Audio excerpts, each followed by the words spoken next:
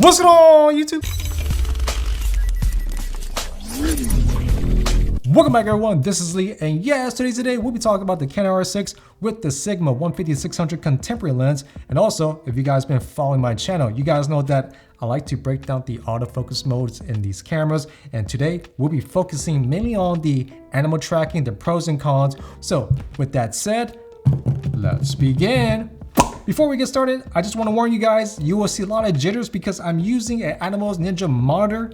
It's not normal to be shooting this way for me. I like to shoot through the EVF, but in order for me to record so you guys can see the results, I need to shoot with the monitor. So expect some jitter. For some reason, Canon don't allow us to record while using the EVF, which is kind of weird. The Nikons you can, but the Canons you can't. So just letting you guys know up ahead, expect some motion sickness. So with all that said, let's look at the first sample. All right, here's our first scene, and the seagull is flying through the skies. Autofocus is working great. The sign blocked that, as you saw. Now I'm losing autofocus, gaining autofocus, and now the gate's in the way, and now I'm losing focus. And also here's the ducklings, and as you can see, the animal tracking is able to track these ducks, and I have no problem. I'm not even attempting to focus. The camera just focus on the bird. So that is pretty excellent for this situation right there. Focusing on these gulls right here, but as you can see, there's so many gulls, and the first gull it picks is the one on the far left.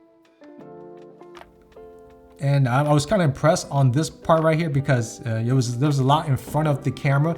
You got the gate, you got trees and branches, and now it was able to track the bald eagle. So there we go.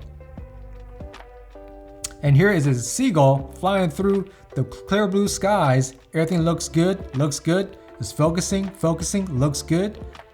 And that's animal tracking. It is perfect in these type of situations right here. And then I start losing focus because of trees. So as you notice, as farther as the bird gets and as busy as the background gets, the autofocus lose tracking. So there you go. Look at that, lost tracking right there.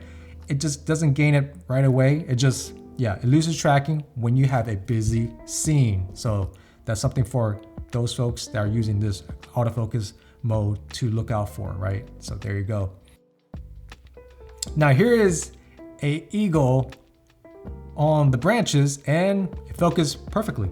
It just still, and I'm amazed that it's focusing through all these branches. It can detect the bird while it's not moving. Even though the scene is kind of busy, majority of the time it was able to snap on the bird, which is amazing. Here's a close-up of a bald eagle, of the same bald eagle, and yeah, it's focusing on the belly for some reason. And for some reason, there we go, it gets the eyes. So animal tracking will focus on the torso of the bird, and sometimes it will hit the face. So yeah, I don't say it's wonky. At least it detects the bird, right? So that is a good thing. At least it detects the bird. Here is a video mode, and looks like when you're focusing on the bird and you're out the scene, it looks like it's able to track the bird still.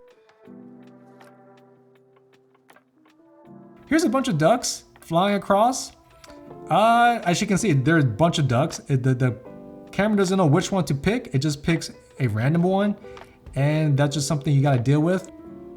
Here's a flock of birds, ducks. Here's a flock of ducks, and as you can see, the camera tracks one, then bounces to another, and that's how the autofocus works on this system. Yeah, look at that, it's just bouncing everywhere.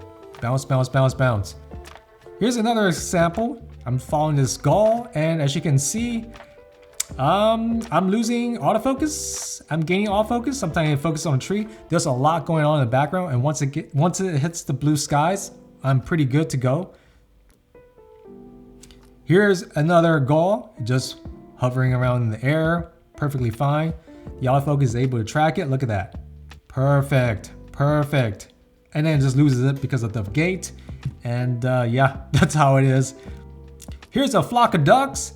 And as you can see, the flock of ducks, it was difficult. That was difficult because the background was more or less the same. So the camera is having a hard time to dictate what to focus on, and the ducks was pretty fast too. So Here's the next scene, bald eagle, one eagle this time, and it's on the tree, and yeah, it was able to track the bird just fine. No big deal right here. It's not moving, so that's good. And yeah, autofocus works just fine on static birds on trees.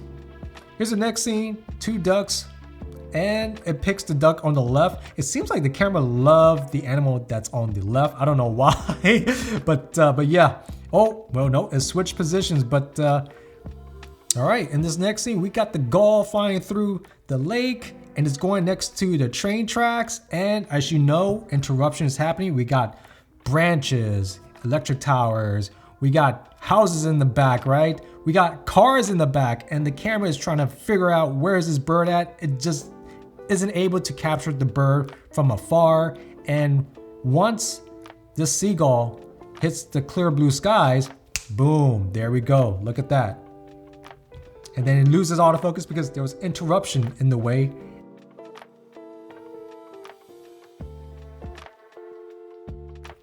Here's two eagles on a tree, and as you can see, the camera is jumping left to right, jumping left to right.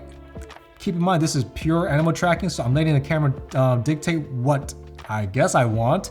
And I guess the camera thinks I want that, so there you go. Yeah, I think it favors the bird on the left, and there's a juvenile bald eagle.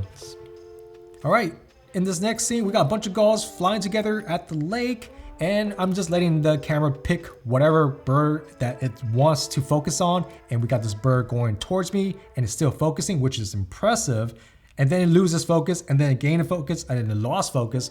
Wow, okay. So in that whole scene, and then it's still going, I'm still trying to track the bird. There we go. I got the bird.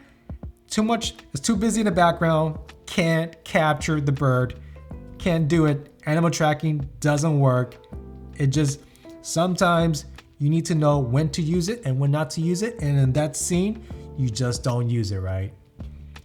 Here's a gull flying through the bridge, through the trees in the background, and it just doesn't autofocus at all. Yeah, I lost it. There we go. From afar, it doesn't autofocus. Animal tracking don't work, right? Too much stuff going on. You got buildings and stuff. So just wrap things up, the Canon R6 animal tracking for birds. This particular autofocus mode, it's excellent. I like it. It has some pros and cons, and let's just quickly talk about it, right? The cons with the animal tracking is if the background is too busy, the autofocus will lose tracking, obviously. And also, if you're tracking a bird in the scene, and if there's something that's interrupting the autofocus, if there's a sign in the way or a tree in the way, the autofocus will lose its tracking. So just keep that in mind. And also, if you're not focusing the bird at the same rate as the bird is going, you're going too slow, the bird is going too fast, the camera needs time to calculate on what is going on in the scene. So if you're not fast enough, you're not giving the animal tracking time to focus. So it's a two-way split right there.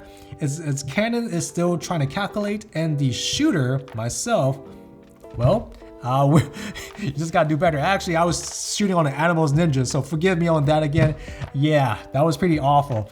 And the last con with the animal tracking is if you're shooting a flock of birds, you're not able to track the birds that you want. Animal tracking is not always automatic to the bird that you think you're going to autofocus to. So keep that in mind. It's going to pick and choose what it likes. And in my honest opinion, it likes whatever is on the left most of the time. So that's something I noticed. Now, as for the Pro for the Canon R6 animal tracking, it could definitely detect what a bird is. And the reason why I say that is because I tested out the Nikon Z6 II, Z7 II, and it can't. Even though the bird is just sitting there, it just can't. And that is something that makes me cringe because I love Nikon. But anyways, Canon R6, you guys did an excellent job. This is why I use the animal tracking as a second option on my buttons back here. And that just to, reattempt the focus in case I missed the first attempt and I need help on my end due to maybe a blackout lag situation in the system because it's mirrorless. I feel like I'm able to focus on the bird real quick, but as you saw in my test, if there's anything in the way, it would definitely throw it off. So I always use it sparingly, not all the time, but on moments that I know I could get away with it, I will always use it. So with all that said, Thank you guys for checking me back. Hopefully you guys enjoyed this video. Definitely click like and subscribe, and don't forget to check out the merch store. And yep, I guess I'll see you guys in the next one. All right, take it easy. Peace.